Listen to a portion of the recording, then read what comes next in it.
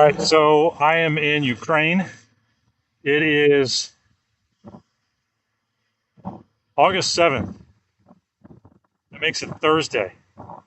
It's been kind of crazy travels. All I can really tell you is I left Atlanta on Sunday night. I flew to Paris. I was there for like 2.5 hours. Then I flew to Warsaw, Poland. And then I took a bus to Lviv, Ukraine.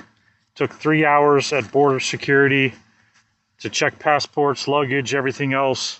I spent the night in Lviv, and then the next day drove to near Ternopil, where we did a field demo for the 3 biggest grain cooperatives in the country. And then we went into Kiev, which is where I spent the night last night, and that's where we're closest to. We're maybe an hour or 2 hours outside of Kyiv.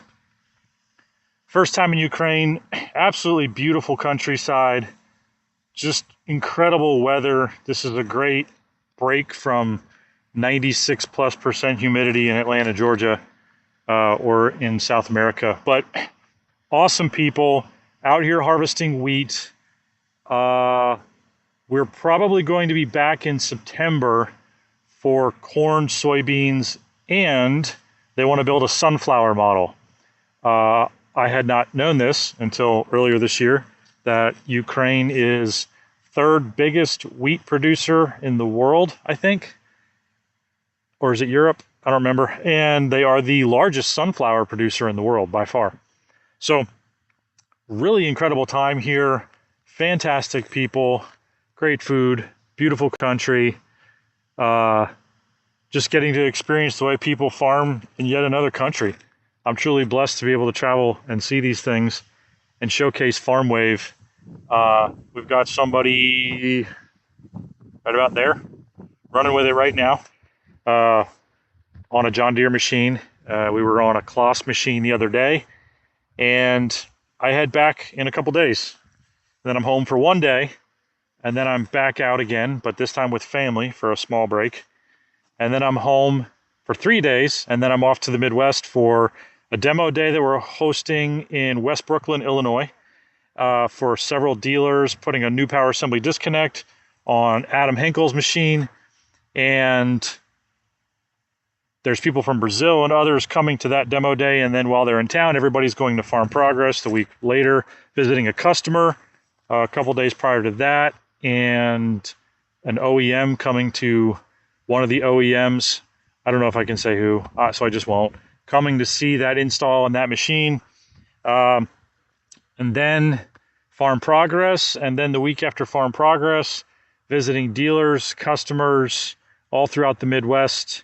And then probably home for a few days. And then likely with some of my team members back here to Ukraine. So busy schedule. Harvest has started. As we expand and scale around the world, that's what's crazy, right? Harvest, when we started Farmwave, was just in America. It was just, September-ish, October, November, and mostly done after that. Now that we've expanded globally, we're in different areas, harvest starting earlier. Canadians, I talked to a couple of Canadian customers this morning. They're getting ready to start soon.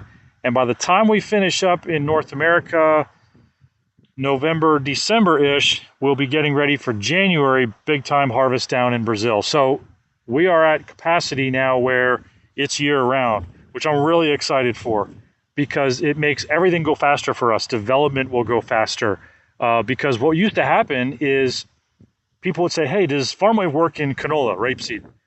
And we were like, no, but we want to try it. It's been a big request, but we got to capture the data. And so then it would be, well, in America, because that's where we're located, who's farming it and when? And you just have to sit around and wait until that time of year, or go up to Canada and just wait until somebody was harvesting it and then go do it. And then by the time you built your AI models, which was actually the shortest part of all of it, is the AI models. I can't believe I ever thought I would say that, but that's the shortest part of it, is building the AI models. And then making sure that, the hardware, what you use for corn, beans, etc., will the cameras be the same ones that we use for canola? For example, we found out it is not. same camera, different sensor. Um, so then by the time you get things done, harvest is over, and you're like, oh, now we got to test it, and then potentially retrain the models, and then you're waiting until the next season to do that. That's why some of these things would take 2-3 years to build out a model. But now that we've got relationships and partners and customers and dealers all around the world, we are able to say, okay, who's harvesting rapeseed now? Well, no one in the U.S. or Canada, but they are in Ukraine. Let's go.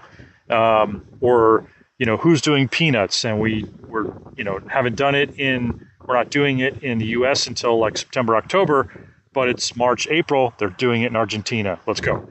And so therefore, everything gets to go faster, and that is really exciting for me, because if anybody knows me and the fact that I'm a U.S. Marine, I have zero patience for time. I don't have any patience.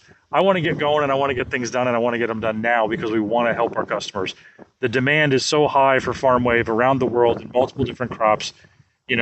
We started out in corn and beans, obviously in the United States, but peanuts, wheat, cotton, then this was our first year really for full-blown wheat model. Now canola rapeseed, and we're working on that. This will be the first year of that in beta, see how it performs. Thank you to the Canadian farmers who helped us collect that data last year. So now we're going to try it, see what it looks like. The lab bench test results are okay accuracy-wise. We certainly want to get them better. So then it's, what does it look like in other crops? And the requests would always just start coming in: oats, lentils, peas, barley.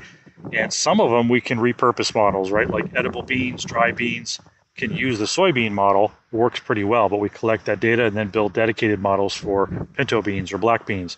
We do the same thing with barley and wheat. We can repurpose the wheat model for barley to capture the data. It's okay on accuracy. Then once we collect the data, start building dedicated models for barley. So, but now things will certainly go a lot faster because of some fantastic relationships with people around the world. And that helps us just keep things moving right along.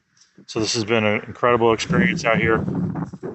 And the reason why it's been an incredible experience is because of this guy right here, Ivan, yes. Right? Ivan's been taking me all over Ukraine and making sure that I get fed and have a place to sleep, have a roof over my head.